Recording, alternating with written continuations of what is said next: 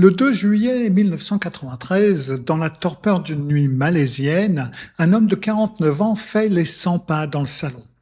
Son nom, Datouz Mazlan Idriss.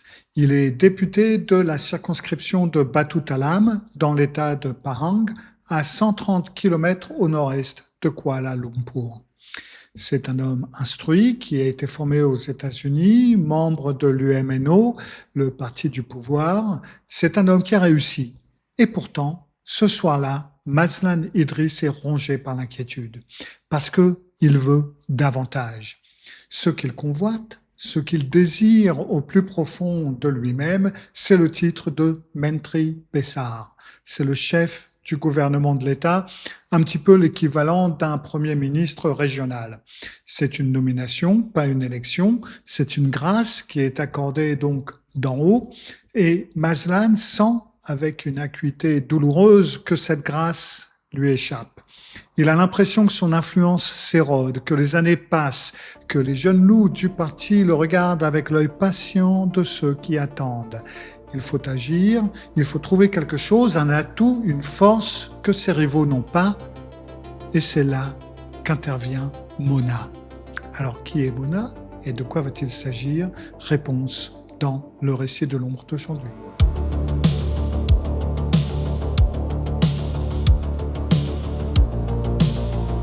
On frappe à la porte, Mazlan se redresse, lisse son col et ouvre. Sur le seuil se tient une femme d'une beauté saisissante. De longs cheveux noirs, un grand sourire, des yeux qui vous happent et ne vous lâchent plus, et à ses côtés 2 hommes, son mari, malheureusement, et leur homme de main. Mazlan les fait entrer et dès cet instant, il est subjugué, il est même envoûté, pourrait-on dire. Cette femme s'appelle Noor Mazlan Ismail, mais tout le monde la connaît sous son nom d'artiste, Mona Fandey. En 1987, elle avait publié un album intitulé Diana et avait multiplié les apparitions à la télévision malaisienne.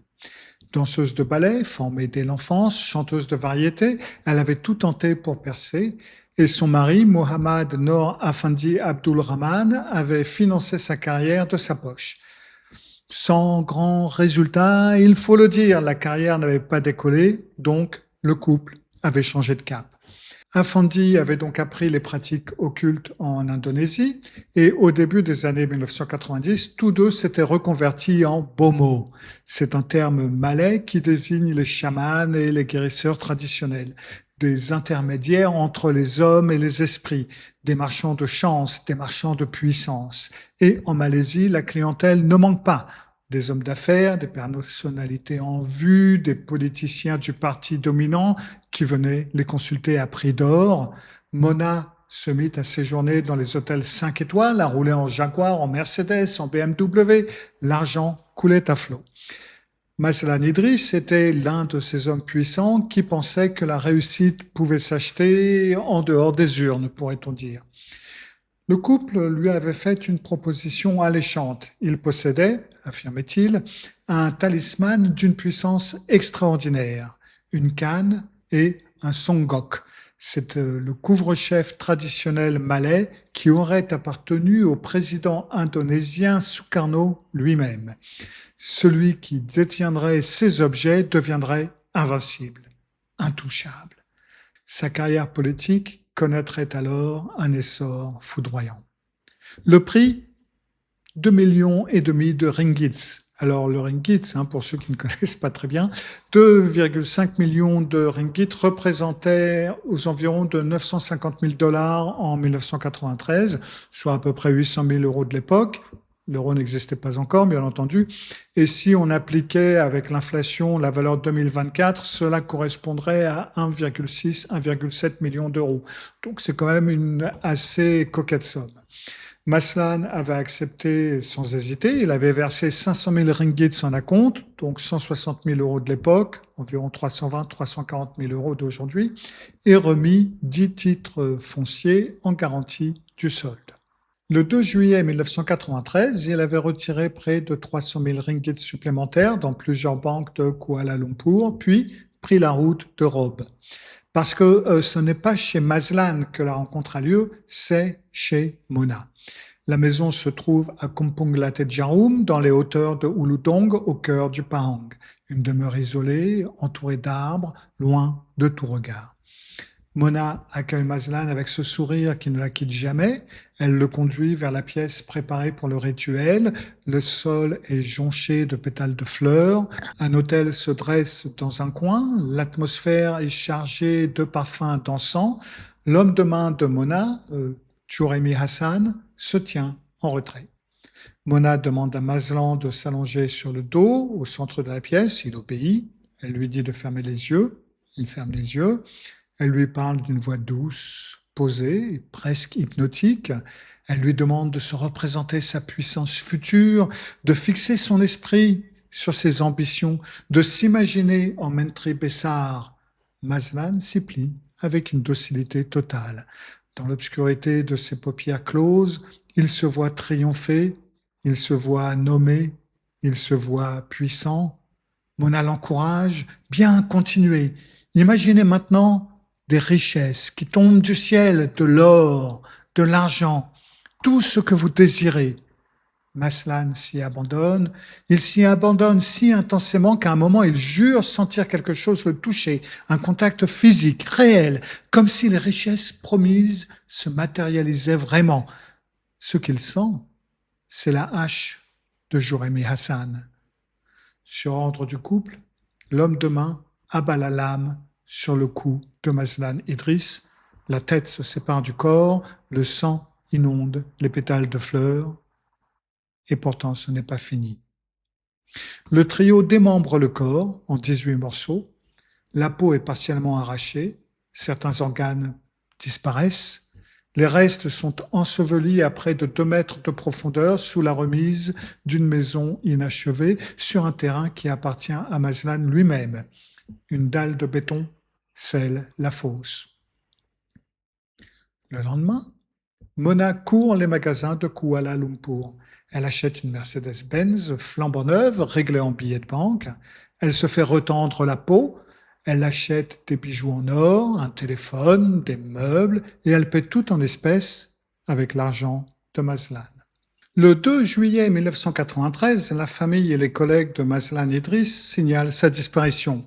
Pendant 3 semaines, les journaux malaisiens s'interrogent sur le sort du député de Batu Talam. Puis, le 13 juillet, la police arrête Juremi Hassan pour une affaire de consommation de drogue qui n'avait absolument rien à voir avec le meurtre. Et lors de son interrogatoire au commissariat de Dong, il craque et il avoue. Le 22 juillet 1993, les policiers de la Direction fédérale des investigations criminelles, conduits par le directeur Datuk Zama Khan, investissent la propriété. Ils ouvrent la dalle de béton, ils trouvent les 18 morceaux de ce qui fut Datuk Mazlan Idriss à 180 cm sous terre. Sur le sol de la remise, il y a un autel, des statuettes, des couteaux et une hache. Le 2 août 1993, Mona Fande, son mari Afandi et leur homme de main, Juremi Hassan, sont formellement inculpés du meurtre de Mazlan Idriss. Tous 3 plaident non coupables. Le 12 septembre 1994, le procès s'ouvre devant la haute cour du Temerloh, dans le Pahang, présidé par le juge Datuk Mokhtar Sidin. 7 jurés. Le dernier grand procès devant jury de l'histoire de la Malaisie. La justice abolit cette procédure le 1er janvier 1995. Ce procès dure 65 jours.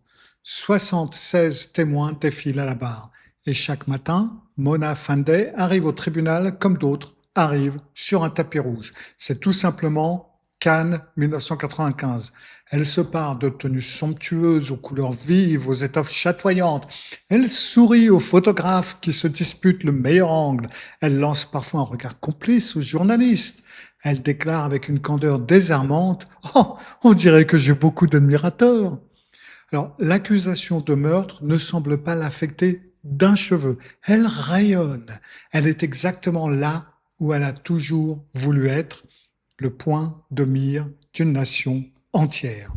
L'accusation établit que le mobile du crime est l'appât du gain, Comme preuve, il y a les relevés bancaires, les billets de banque remontés jusqu'au retrait de Mazlan, la Mercedes achetée le lendemain du meurtre, l'opération esthétique, les bijoux, tout concorde. À la barre, Juremi Hassan reconnaît avoir décapité Mazlan avec la hache vers 22 heures le soir du 2 juillet 1993. Il dit avoir agi sur ordre d'Afandi qui lui avait ensuite demandé de démembrer le corps et d'en enfouir les morceaux. Alors Afandi, lui, il tient un tout autre discours. Mazlan lui devait 2 millions de ringgits pour la canne magique. Ce n'était pas un meurtre, c'était Juremi qui avait agi seul, de son propre chef, pour aucune raison, sans que lui ni Mona n'aient rien vu venir. Trop abasourdi pour appeler la police, trop effaré pour parler, mais suffisamment lucide pour dépenser l'argent de la victime dès le lendemain matin quand même. Donc, le tribunal n'est pas dupe, le verdict tombe, coupable, les 3 accusés sont condamnés à mort par pendaison. En apprenant sa sentence, Mona sourit. Elle sort du tribunal en soufflant des baisers à la foule. Le 2 novembre 2001, à l'aube, dans l'enceinte de la prison de Kajang, en banlieue de Kuala Lumpur, on prépare 3 potences. Mona Fende a 45 ans, son mari en a 44, Juremi Hassan en a 31. Ils ont épuisé tous leurs recours en appel, il n'y a plus rien à faire, plus rien à attendre. On place des cagoules noires sur les têtes, on leur lie les jambes, on pose les nœuds coulants. Selon les témoins présents ce matin-là, Mona souriait jusqu'au bout. Jusqu'au moment précis où le nœud se resserre autour de son cou, elle prononce ces derniers mots en malais, « Aku takkan mati ». Je ne mourrai jamais. Néanmoins, les 3 corps restent suspendus 1 heure, conformément à la loi malaisienne, avant d'être descendus et inhumés. Datin Farida Zainuddin, la veuve de Mazlan Idriss, déclara à la presse qu'elle pouvait enfin tourner la page, que ceux qui avaient tué son mari n'étaient plus. Noor Mazna Ismail, alias Mona Fandi, avait passé sa vie entière à courir après la célébrité. Elle l'avait cherchée sur les plateaux de télévision, dans les studios d'enregistrement, dans les salles de rituel, et elle l'avait trouvée au bout d'une hache, dans une maison isolée de Pahang.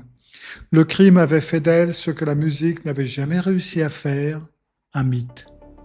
Un mythe tristement célèbre, certes, mais célèbre.